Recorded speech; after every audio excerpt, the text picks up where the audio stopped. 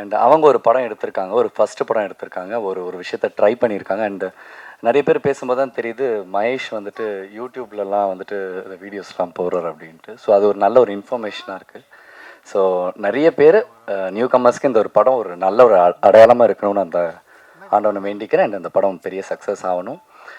எந்த ஒரு படமாக இருந்தாலும் அதில் சில கைகள் இருக்கும், இன்னும் லைக் சில சில சில ஆர்டிஸ்ட் வந்து சில படங்கள் விடவே விடாது. அப்படி வந்து பாக்யராஜ் சார்லாம் இருக்காருன்னு நினைக்கும் போது எவ்வளோ படங்கள் சின்ன வயசுலேருந்து அவரோட நான் நடிச்சிருக்கேன், அவரோட படங்களை பார்த்து வளர்ந்துருக்கேன். அண்டு எவ்ரி டைம் நான் அவர்கிட்ட பேசியிருக்கேன், வீட்டுக்கு போகும்போதெல்லாம் பேசியிருக்கேன். அண்ட் அவர் திருப்பியும் ஸ்க்ரீனில் பார்க்கும்போது எனக்கு ரொம்ப சந்தோஷமாக இருக்கேன். அண்ட் இந்த மாதிரி ஆர்டிஸ்ட் எல்லாருமே வந்துட்டு இந்த மாதிரி யங்ஸ்டர்ஸுக்கு வந்துட்டு ஒரு வாய்ப்பு கொடுத்து, அவங்க டைம் கொடுத்து, அவங்க டேட்டு கொடுத்து, அவங்க எனர்ஜியை கொடுத்து வேலை பார்க்கும்போது தான் அந்த யங்ஸ்டர்ஸ்க்கு ஒரு பெரிய ஒரு ஒரு ஒரு ஒரு பூஸ்டாக இருக்குது. ஸோ அதுக்கே நம்ம வந்து மிகப்பெரிய ஒரு வாழ்த்துக்கள் வந்துட்டு சாருக்கு சொல்லணும். அண்ட் அந்த மாதிரி தான் சாராக இருந்தாலும் சரி, அந்த முத்துக்கான அண்ணாவாக இருந்தாலும் சரி, அந்த கஞ்சா கருப்புனாவாக இருந்தாலும் சரி, எல்லாருமே வந்து ஒரு படம் ட்ரை பண்ணியிருக்காங்க. அண்ட் அந்த படம் நல்ல ஒரு வெற்றி அடையட்டும். அந்த டேரக்டருக்காக தான் நான் வந்தேன். அண்ட் அவர் தான் ரொம்ப ஃபாலோ பண்ணிகிட்டே இருந்தார். ஸோ அவருக்கும் ஒரு பெரிய வாழ்த்துக்கள். அண்ட் ப்ரெஸ் மீடியா, எஸ் உங்களுக்கு தெரியும் ஒரு படத்தை எப்படி போய் சேர்க்கணும் அப்படிங்கிறது. So you know well. So அதை நீங்கள் கரெக்டாக பண்ணிடுவீங்கன்னு தெரியும். Thank you so much.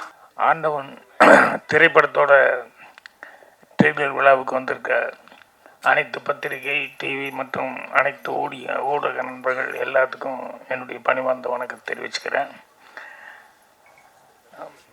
இங்கே எனக்கு இந்த ஸ்படிய மாலை கொடுத்து அப்புறம் முருங்கைக்காய் வேறு கொடுத்தாங்க, அவங்களுக்கு நன்றி தெரிவிச்சுக்கிறேன். அவர் நேதாஜி அவர்கள் இன்னும் இருக்கிறதா, அவர் ரொம்ப சுவாமிநாதன் அவர்கள் ரொம்ப நம்பிக்கையோட அவர் அந்த பேச்சில் வந்து அது தெரியுது எந்த அளவுக்கு அவர் வீரியமாக இருக்கார் அப்படின்னு சொல்லிட்டு. ஸோ அவங்களுக்கு என்னுடைய மனமார்ந்த நன்றி. எங்கள் ஸ்கூலில் படிக்கும்போது ஒரு வாத்தியார் இருந்தார்.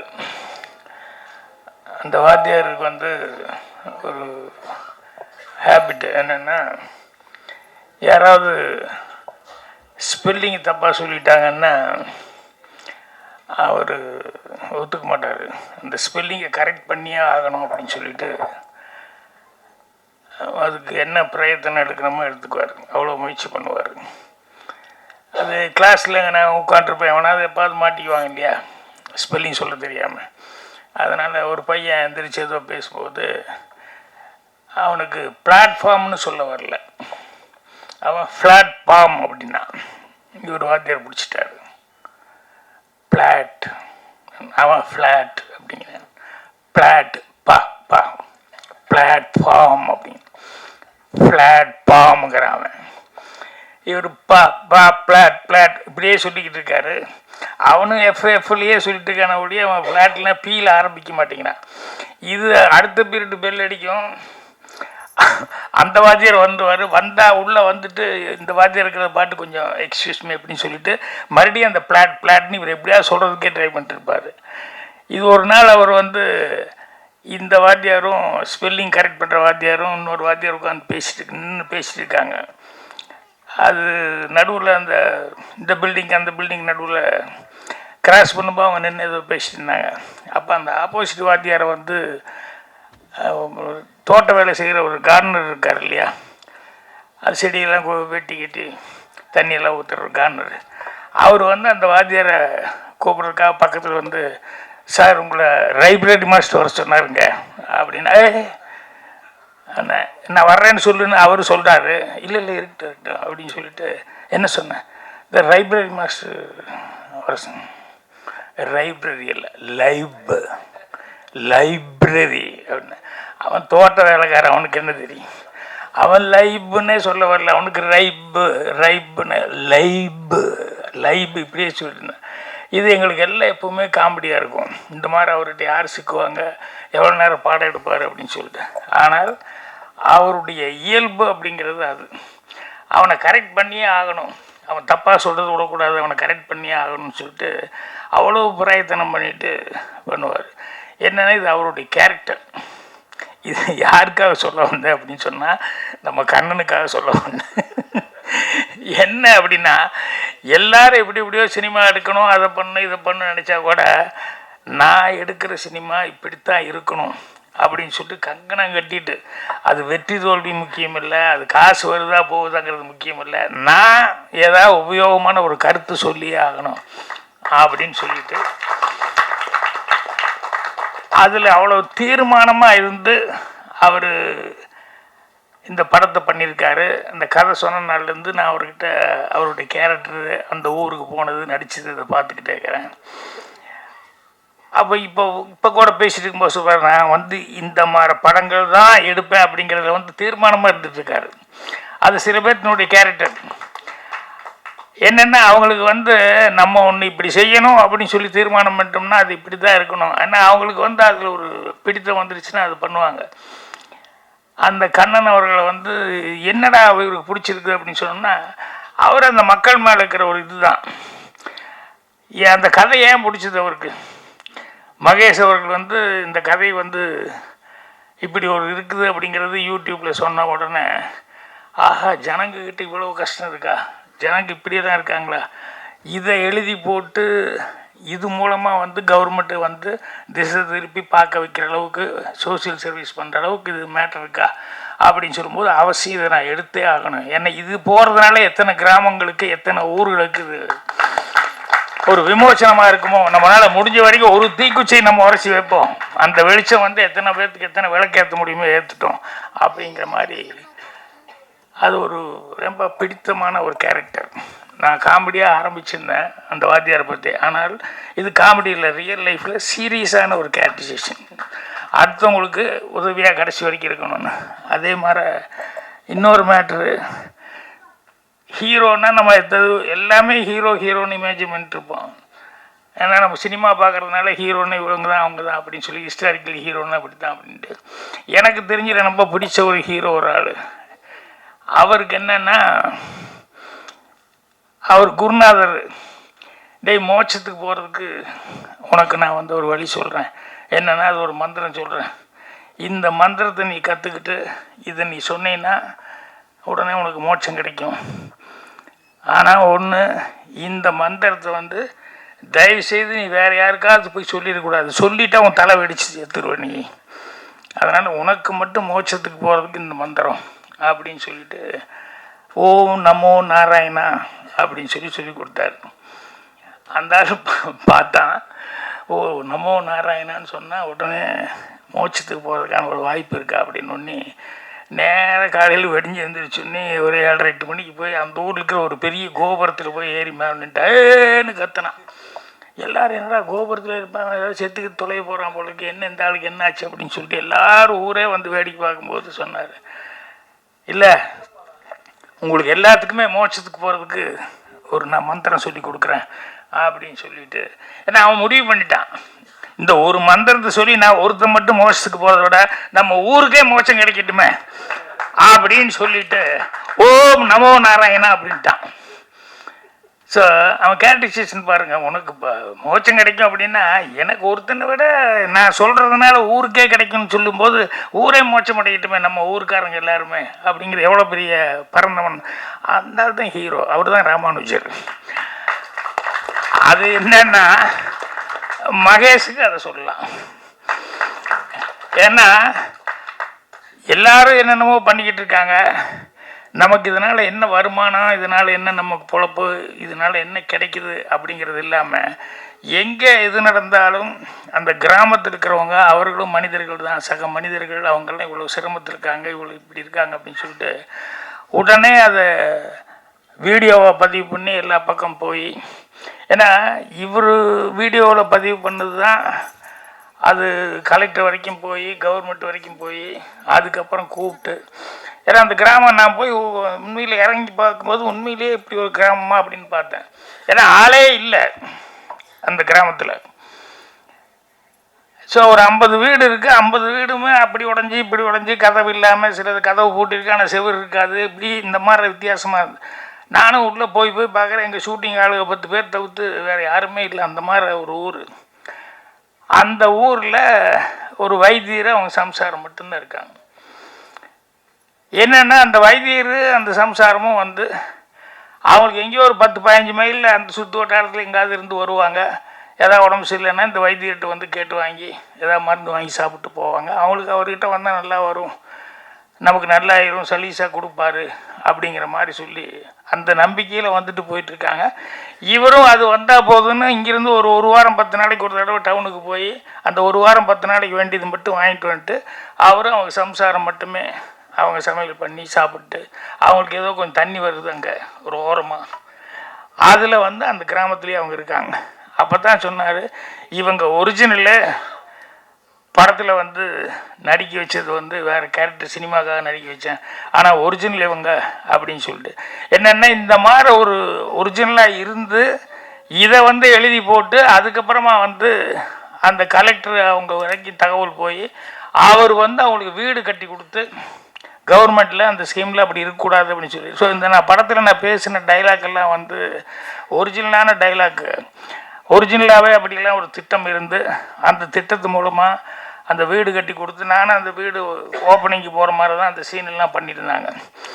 அந்த வீடு அவங்களுக்கு கொடுத்துட்டு அதே மாதிரி என்ன சொல்லுவோன்னா, இந்த கிராமத்தில் எல்லாருமே வந்து அவங்கவுங்க சொந்த ஊருக்கு வந்து மீண்டும் விவசாயம் பார்க்கறதுக்காக அதுக்காக சில திட்டங்களை போட்டு அவங்களுக்கு என்ன உதவி பண்ணுமோ அதை பண்ணுறதுக்கு ரெடியாக இருக்கிறோம் அப்படிங்கிற மாதிரி என்னுடைய கேரக்டர் மூலமாக கலெக்டர் டைலாக் சொல்கிற மாதிரி சொல்லியிருக்கான். இது என்னென்னா, யாருமே வந்து சொந்த ஊர் விட்டுட்டு போகணும் அப்படிங்கிற மாதிரி யாரும் அப்படியெல்லாம் ஒன்றும் நினைக்கிறது இல்லை. ஆனால் மனிதனுடைய சூழ்நிலைகள் அவனுக்கு எதிர்காலம் என்ன அப்படிங்கிறதுனால இப்போ கேந்திர முனுசாமி அவர் பேசும்போது எந்த ஊருக்கு போனாலும் ஒரு ராமநாதபுரத்துக்காரன் ஒரு திருப்பான் அப்படின்னு சொல்கிறதுன்னா, அங்கே மழை இல்லை, தண்ணி இல்லை, எல்லாமே விவசாயம் முதல் கொண்டு எல்லாமே பிரச்சனைங்க போது அப்போ பிழைப்புக்கு வழி தேடி அவங்க புறப்படுறது அப்படின்னு வந்துடுது. அதே மாதிரி சில நேரங்களில் வந்து என்னென்னா, நம்ம பொழப்பு எப்படியோ போயிடுச்சு, அட்லீஸ்ட் நம்ம குழந்தைகளாவது நல்லா இருக்கணும்னு அவங்களுக்கு 4 எழுத்து படிக்க வச்சு அவங்கள எப்படியாவது அனுப்பிச்சு அவங்க நல்லா இருக்கணும்னு அனுப்புகிற மாதிரி இப்படி பண்ணதுனால தான் அந்த கிராமங்களில் வந்து நிறைய இடங்களில் அந்த மாதிரி நிறைய ஊர் இருக்குதுன்னு சொல்லி அந்த மகேஷ் அவர்கள் வந்து போய் ஒவ்வொரு இடத்துலையும் வந்து இது யூடியூப்புக்காக ஷூட் பண்ணிட்டு வந்து அது எல்லா கிராமங்கள்லேயும் ஒரு விழிப்புணர்வு வர அளவுக்கு வந்தது. ஸோ அந்த அளவுக்கு இவங்க 2 பேருமே வந்து இவர் ஒரு கேரக்டர்னா அவர் ஒரு கேரக்டர். ஸோ இதெல்லாம் ரியல் லைஃப்பில் இப்போ இன்றைக்கி வந்து பேச வந்தவங்கெல்லாம் கூட பார்த்தீங்கன்னா உண்மையான அந்த கிராமத்தினுடைய ஃபீலிங் அவங்கக்கிட்ட இருக்குது. அது சமூக சேவகர்லேருந்து இதை நடித்த ஒரு வரைக்கும் எல்லாருமே பேசுனாங்க அப்படின்னு சொல்லி சொன்னோம்னா, எல்லோரும் ஆத்மார்த்தமாக அவங்க மனசுக்குள்ளே வந்து எங்கள் கிராமத்தில் இப்படி இருக்குது, எங்கள் ஊர் சொந்த மண், இதை நாங்கள் எப்படி விட்டுட்டு போகிறது அப்படிங்கிற மாதிரி பேசியிருந்தாங்க. ஸோ கேட்கும்போது ரொம்ப யதார்த்தமாக இருக்குது, சந்தோஷமாக இருந்தது.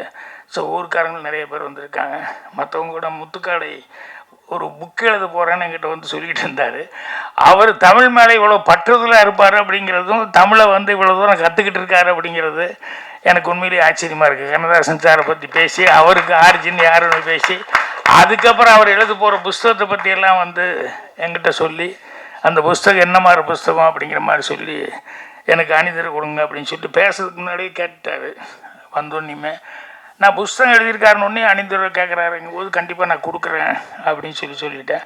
அவர் பேசி இந்த மாதிரி இவ்வளோ தூரம் தமிழ் பற்றுதலாக அவர் பேசி ரொம்ப சந்தோஷமாக இருந்தது. அது மாதிரி எல்லாருமே பேசினவங்க ஒவ்வொருத்தரும் எல்லாமே நல்லா பேசினேன். இந்த பொண்ணு வேறு தமிழ் வந்து கொஞ்சம் அப்படி இப்படி இருந்தால் அட்ஜஸ்ட் பண்ணிக்குவானா. அப்புறம் தான் கேட்டேன், தமிழ் சுத்தமாக தானே பேசுது, ஏன் இப்படி பேசுகிறாங்க அப்படின்னு. எந்த ஒரு தாய் பாஷைன்னு தெரியலன்னா அப்புறமா ஆந்திரா அப்படின்னு சொல்லி தெலுங்கு அப்படிங்கிற மாதிரி சொன்னாங்க. ஸோ இவங்க எல்லாருமே வந்து அது நடிக்கும்போது வர அந்த பொண்ணு கேட்டது எனக்கு ரொம்ப ஆச்சரியமாக இருக்குது. என்னென்னா, கிராமத்து கதைன்னு ஒன்றி என் கலருக்கு அது சரியாக வருமா, கிராமத்து பொண்ணு மாதிரி அப்படிங்கிற மாதிரி அவங்களுக்கு உள்ள எல்லாருக்குமே ஒரு கிராமம் அப்படின்னா இப்படி தான் இருப்பாங்க. கருப்பாக இருப்பா, அந்த வெயிலில் அலைஞ்சு கிளைஞ்சி நல்லா பிறந்திருந்தா கொஞ்சம் கலராக பிறந்திருந்தா கூட அந்த வெயிலுக்கு அதுக்கும் அந்த இதில் வந்து ஆட்டோமேட்டிக்காக அந்த கலர் எல்லாம் வேறு மாதிரி ஆகி போகும் இல்லையா. அதனால் அது சரியாக இருக்குமா அப்படிங்கிற மாதிரிலாம் நியாயமான ஒரு சந்தேகத்தில் டைரக்டராக இல்லை, அதெல்லாம் ஒன்றும் காரணமெல்லாம் இப்படி கிடையாது, கருப்பு சிவப்பெல்லாம் காரங்க பார்க்குறாங்க அப்படிங்கிற மாதிரி சொல்லி. ஸோ நான் வந்து இன்றைக்கி ஏன்னா இவர் எடுத்த படத்துக்கு எந்த அளவுக்கு பத்திரிகை நண்பர்கள் அது மற்ற நண்பர்கள் எவ்வளோ பேர் என்னுடைய சப்போர்ட் இருக்க போகுது அப்படிங்கிறது எனக்கு ஒரு டவுட்லேயே இருந்தேன் நான்.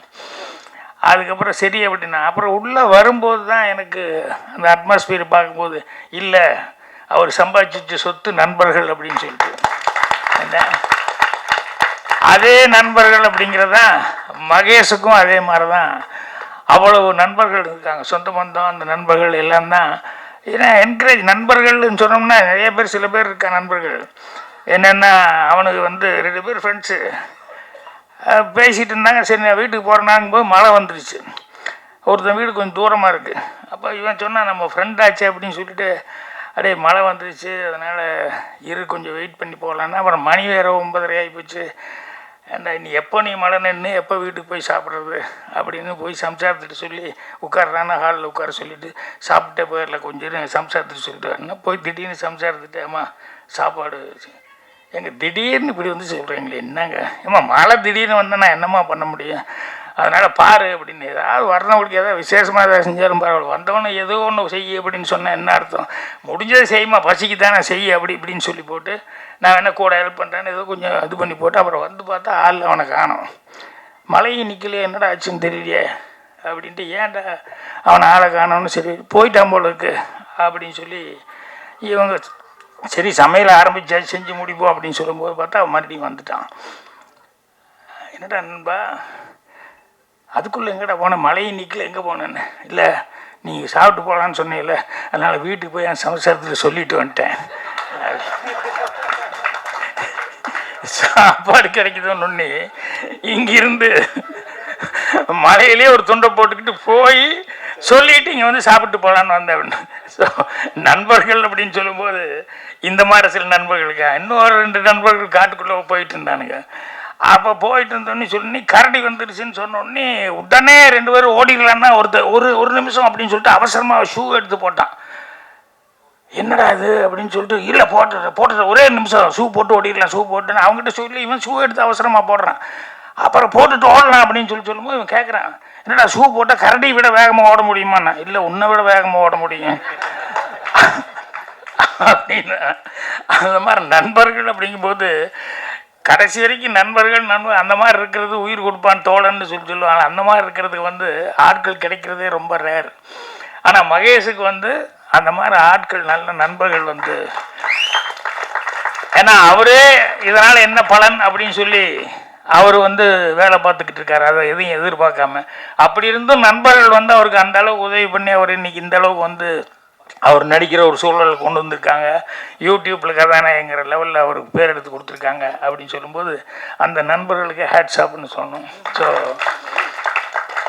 கண்ணனும் அவருடைய மகேஷும் அவருடைய நண்பர்கள் அவங்க கூட்டாளிகள் எல்லாருமே சேர்ந்து சார்லஸ் எனக்கு எடுத்துனே பயந்துட்டேன். மியூசிக்கு டா அப்படின்னு சொல்லி கிரேன் ஷாட் வந்தது. நான் நினச்ச கதையே வேறு என்னமோ நினச்சிட்டேன். டமால் என்னடா இப்படி ஒரு மியூசிக் வருது அப்படின்னு சொல்லி பார்த்தா அப்புறம் பார்த்தா அந்த கதைக்கு உண்டான ஏதோ இன்னொரு கதை உள்ளே வச்சுட்டு இருக்காரு போல இருக்கு. நான் நினச்சேன் இந்த கலெக்டர்கிட்ட அந்த வைத்தியர் அவங்க ஒய்ஃபு அவங்க தான் கஷ்டப்படுறவங்க இதுதான் கதைன்னா அந்த மகேஷை வச்சு ஒரு கதை ஒரு லவ் ஸ்டோரி வச்சுருக்காரு அப்படிங்கிறது அதுக்கப்புறம் தான் பாட்டு டூயிட்டெல்லாம் வரும்போது தான் சரி கதைக்குள்ளே ஒரு ஜனங்களுக்கு பிடிச்ச மாதிரி ஒரு ஹீரோயின் அதுக்கு தகுந்த மாதிரி எதாவது வேணும் அப்படிங்கிறதெல்லாம் பண்ணியிருக்காரு அப்படின்னு சொல்லும்போது தான் சரி மியூசிக் டைரக்டர்லாம் உண்மையிலேயே கரெக்டாக வேலை கொடுத்துருக்காரு அப்படின்னு சொல்லிட்டு அவரும் கரெக்டாக இது பண்ணியிருக்காரு. கேமராமேன் எல்லாமே அவங்கவுங்க செய்ய வேண்டிய வேலையை கரெக்டாக செஞ்சுருக்காங்க. ஸோ எல்லாருக்குமே பத்திரிகை நண்பர்கள் நம்ம தான், ஊடக நண்பர்கள் நம்ம தான் அவங்களுக்கு என்ன இந்த மாதிரி ஒரு டைப்பாக ஒரு கதையை எடுத்து அந்த கிராமத்தில் இவ்வளோ தூரம் பின்தங்கி போய் கிராமத்தை விட்டு இன்றைக்கி என்ன கோபிச்செட்டிப்பாளையத்துக்கு இப்போ போனால் நான் போனால் கூட ஒரு 10 கிலோமீட்டர் 5 கிலோமீட்டருக்குள்ளேயே எனக்கு அந்த பேடி ஃபீல்டுன்னு சொல்லுவேன் பச்சை பசேல்னு எங்கே பார்த்தாலும் கேமரா வைக்கலாங்கிற அளவுக்கு இருக்குது. இப்போ 20 கிலோமீட்டர் 25 கிலோமீட்டர் கோபியில் சிட்டிக்குள்ளேருந்து சைடில் போனால் தான் பச்சை பசேல்னு எதாவது காமிக்க முடியும். என்னென்னா எல்லாம் சைட்டு போட்டு அவங்கவுங்க விற்க ஆரம்பிச்சிட்டாங்க. அதில் நல்ல வருமானம் வருது, எதுக்கு இது விவசாயம் பண்ணிக்கிட்டு அப்படிங்கிற அளவுக்கு அவங்களும் சேஞ்ச் ஆகி போயிட்டுருக்காங்க. ஸோ அந்த மாதிரி கிராமங்கள் நிறைய அப்படி இது பண்ணி போயிட்டுருக்கு. ஸோ இந்த மாதிரி படங்கள் வரும்போது அதை கரெக்ட் பண்ணிக்கிறதுக்கு ஏன்னா தண்ணி இல்லாமல் பஞ்சமாக இருந்து அந்த மாதிரி இருந்து ஊரை காலி பண்ணிட்டு போகிறதுங்கிற ஓகே. அது என்னென்னா இயற்கை சதி நமக்கு நம்மளை எரியாமல் நம்மளை மீறி நடக்கக்கூடியது ராமநாட்டில் நடக்குது அப்படிங்கிற மாதிரி எல்லாம் இருக்குது. பட் இதெல்லாம் வந்து பிளாட் போட்டு இருக்கிற பூமி, விவசாய பூமி வந்து பிளாட்டை போட்டு கொடுத்துட்டு போனால் அதை விட நல்ல காசு கிடைக்குதுங்கிற அளவுக்கு போனால் அது கவர்மெண்ட் அப்படி இல்லை. விவசாயமே நீ பண்ணு, விவசாயம் பண்ணால் உனக்கு அந்த அளவுக்கு வருமானம் வருங்கிற அளவுக்கு ஒரு திட்டங்களை கொண்டு வந்தால் தான் அவன் கரெக்டாக அந்த விவசாயத்தில் இருப்பான். இல்லைன்னா நான் என்ன நஷ்டத்துக்கு நான் எப்படிங்க பாடுபட முடியும் அப்படி தானே அவன் கேட்பான். இது அப்போ சொல்லுவாங்கல்ல, அவன் கஷ்டப்படுறத காலிலேருந்து சாயங்காலம் வரைக்கும் உட்காந்து மண்ணில் கஷ்டப்பட்டு வெயிலில் கஷ்டப்பட்டு இத்தனையும் பண்ணி அது பண்ணிட்டு போனான். அவன் ப்ராடக்ட்டுக்கு அவன் ரேட்டு பட்டி ஃபிக்ஸ் பண்ண முடியலையே, அவன் சொல்கிற ரேட்டுக்கு தான் கொடுக்க வேண்டிய கேள்வி, இவன் ஒரு ரேட்டு இவ்வளோ ஆச்சுங்க அப்படின்னு விற்கவே முடியலையே. ஸோ அதனால் அந்த அடிப்படையே மாற்றப்படணும். இந்த மாதிரி படங்கள் வரும்போது அந்த அடிப்படை திட்டங்கள் அதெல்லாம் வந்து அரசாங்கம் வந்து உள்ளே வந்து அவங்களும் வந்து கவனிச்சுட்டு ஹெல்ப் பண்ணுவாங்கன்னு நினைக்கிறேன். அதுக்கு பத்திரிகை நண்பர்கள் எல்லாருமே உங்களுடைய ஊக்கங்களை கொடுக்கணும். அந்த படம் நல்லா ஓடுறதுக்கு என்ன உண்டோ அதுக்கு உண்டான விமர்சனங்களை நீங்கள் எழுதணும்னு சொல்லி கேட்டுக்கிறேன். இந்த டீம் எல்லாத்துக்குமே என்னுடைய மனமார்ந்த நல்வாழ்த்துக்களை தெரிவிச்சுக்கிறேன். ரொம்ப இப்படி ஒரு டீமில் வந்து வேலை பார்த்தது எனக்கு ஒரு ஆத்ம திருப்தியாக இருக்குது, சந்தோஷம். நன்றி. வணக்கம். மேடையில் அமர்ந்திருக்கும் பெரியவர்களுக்கு வணக்கம். தமிழ் கொஞ்சம் புரியலன்னா அட்ஜஸ்ட் பண்ணிக்கோங்க. தமிழ் புரியலன்னா கொஞ்சம் அட்ஜஸ்ட் பண்ணிக்கோங்க. ஃபர்ஸ்ட் ஆஃப் ஆல் நான் தேங்க்ஸ் சொல்லணும் டேரக்டர் சாருக்கு. இந்த படம் ஃபஸ்ட்டு சொல்லும் போது வில்லேஜ் கான்செப்ட்டுமா அப்படின்னு சொல்லும்போது நான் கொஞ்சம் ஃபேராக இருக்கேன், உங்களுக்கு ஓகேவா அப்படின்னு சொன்னேன். நான் சொல்லி கேட்கும்போது அதெல்லாம் பிரச்சனை இல்லைம்மா, வில்லேஜில் இருக்கிறவங்க கருப்பாக தான் இருப்பாங்க, வெள்ளையாக தான் இருப்பாங்க, அப்படின்னால எல்லாம் கதை அந்த மாதிரி நீங்கள் பண்ணுங்க அப்படின்னு சொல்லி என்னை நம்பி இந்த கதை கொடுத்தாங்க.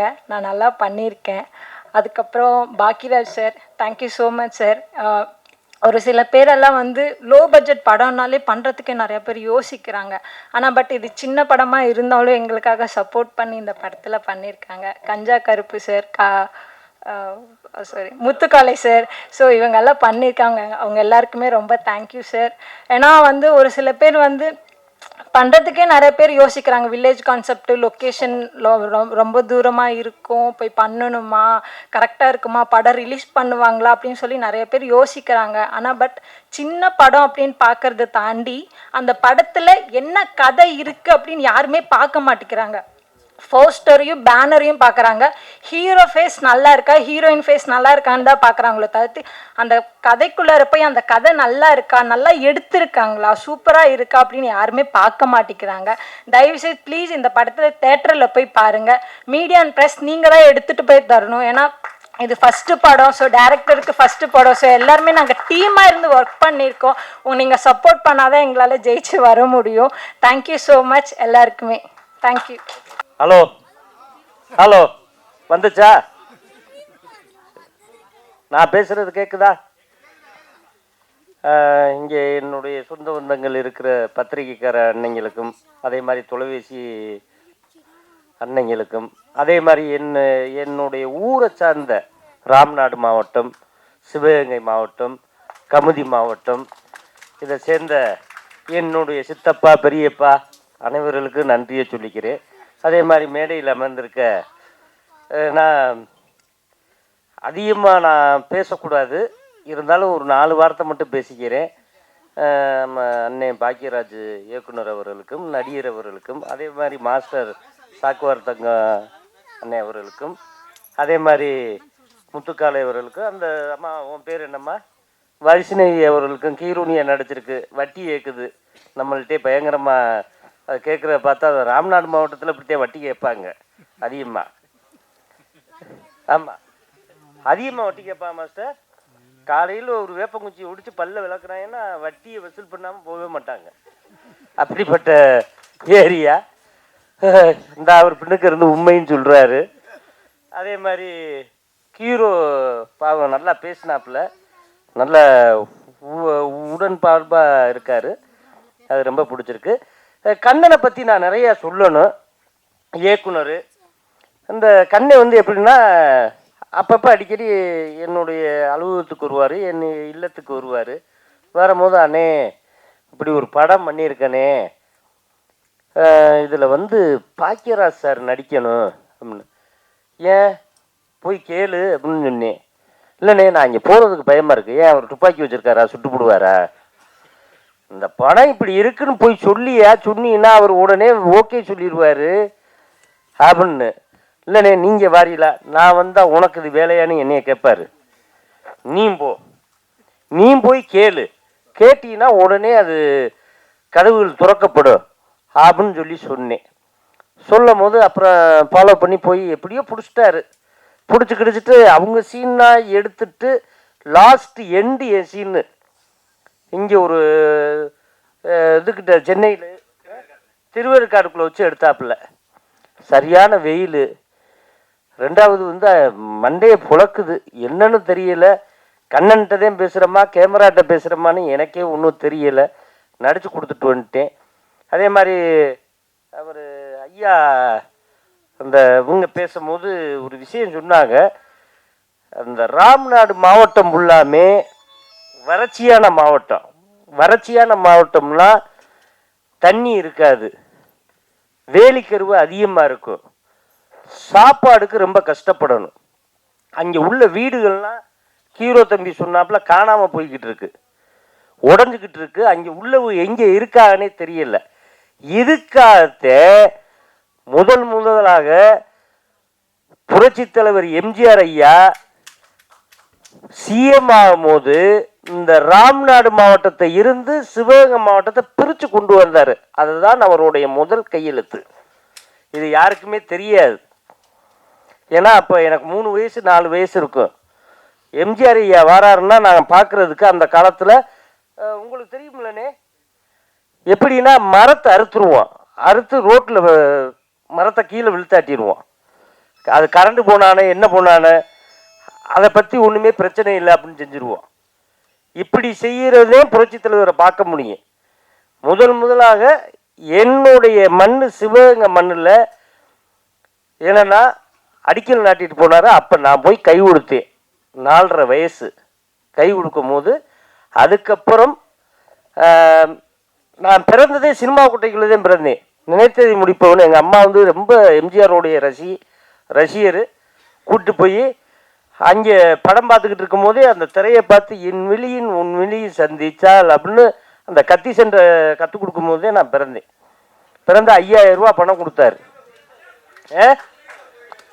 குடியிருந்த கோயிலா தெரியல எனக்கா, ஏன் நான் பிறந்ததே அப்பத்தையும் பிறந்தோம்னு சொல்றேன். எனக்கு என்ன ஆக்சுவலா ஆமா 5000 ரூபா பணம் கொடுத்து விட்டுருந்தாரு. இந்த தேட்டரில் இந்த மாதிரி இப்படி பிறந்திருக்காங்க அப்படின்னு சொல்லி எழுதி அனுப்புவாங்க. எழுதி அனுப்பும் போது கொடுத்து விட்டுருந்தாங்க. கொடுக்கும் போது அதுக்கப்புறம் பார்த்தா ஒரு 8 வயசு 9 வயசுல எங்கள் ஊரில் வந்து கால்ரா அம்மா நிறையா வரும். உங்களுக்கு தெரியுமில்ல, அந்த வெயில் பகுதி அதிகனால. ஏன்னா இதுவும் பொய் சொல்லணும்னு சொல்லிடக்கூடாது.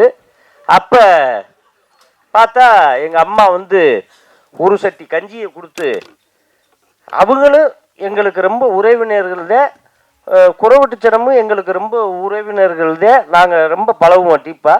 அவங்ககிட்ட எம்ஜிஆர்னு பச்சையை குத்தி ஏடிஎம்க்கு குடியை போட்டு விட்டுருச்சு எங்கள் அம்மா. ஏன்னா கால்ரா வரக்கூடாது, கட்டுப்பாடாக இருக்கணும், அம்மா போட்டுறக்கூடாது. அது அப்படி என்னுடைய மைண்டுக்குள்ளே போய் தலைவர்னு தலைவர் படத்தை நிறையா பார்த்தேன். அது மாதிரி இன்னைக்கு நடிக்க வந்திருக்கேன். நடித்து ஒரு படமும் பண்ணியிருக்கேன். ஒரு தயாரிப்பாளர் இதுலேயும் வந்துட்டு ரொம்ப சந்தோஷம். அதே மாதிரி பாவம் கண்ணன் வந்து நல்ல மனிதர், நேர்மையானவர், யார் காசுக்கு ஆசைப்பட மாட்டார். நிறையா அவர் விதையில் விதைச்சிருக்காரு. நிறைய கருதுகளை அறுத்து அவருக்கு வந்து அந்த கதிர் வந்து நல்லபடியாக பெரிய வெள்ளிப்பழமாக மாறணும்னு கடவுள்கிட்ட வேண்டிக்கிறேன். நன்றி, வணக்கம். திரையுலக ஜாம்பவன்களுக்கும் பத்திரிகை மீடியாவுக்கும் என்னுடைய மனமார்ந்த நன்றி. மீடியாவை குறிப்பிட்டு சொல்லணும். ஒரு 10 வருஷத்துக்கு முன்னாடி வரைக்கும் முத்துக்கால குடிக்கான்னு எல்லா ஒயின் ஷாப்லையும் என் படத்தை போட்டு, நான் ஒயின் ஷாப்புக்கு போகணுன்னோ இல்லையோ என் படத்தை போட்டு படுத்துக்கிற மாதிரி நிறையா போட்டிங்க. அதுக்கு ரொம்ப நன்றி. ஏன்னா யூடியூப்பில் வந்து நல்லா பேசினா, ஆணித்தரமாக ஆதாரபூர்வமாக பேசினா லைக் வரும், சப்ஸ்கிரைப் வரும், எதாவது வரும். என்னன்னா கஞ்சா கருப்பு மாதிரி பேசிட்டோம்னா நிறையா வந்துடும். எதுவுமே ஆதாரம் இல்லாமல் பேசணும், மாற்றி பேசணும். எம்ஜிஆர் படத்தை சிவாஜி நடித்தார், சிவாஜி படத்தை எம்ஜிஆர் நடித்தார் அப்படின்னு மாற்றி பேசிட்டோம்னா நிறையா வந்துடும். என்னை போல நடுத்தரமாக உள்ளவர்களுக்கு லைக்கும் கமெண்ட்ஸும் கிடைக்காது. ஆனால் நீங்கள் தருவீர்கள் என்று நம்புகிறேன் நான், இல்லையா? ஆமாம், ஏன்னா அரை மணி நேரம் பேசுவதற்கு என்னிடம் ஆதாரம் இல்லை. பேசியவர்கள் எல்லாரும் அரை மணி நேரம் பேசினார்கள். அதற்கெல்லாம் பயிற்சி வேண்டும் போல இருக்கிறது. என்னிடம் 5 நிமிடம் பேசுவதற்கு கூட ஆதாரம் இல்லை.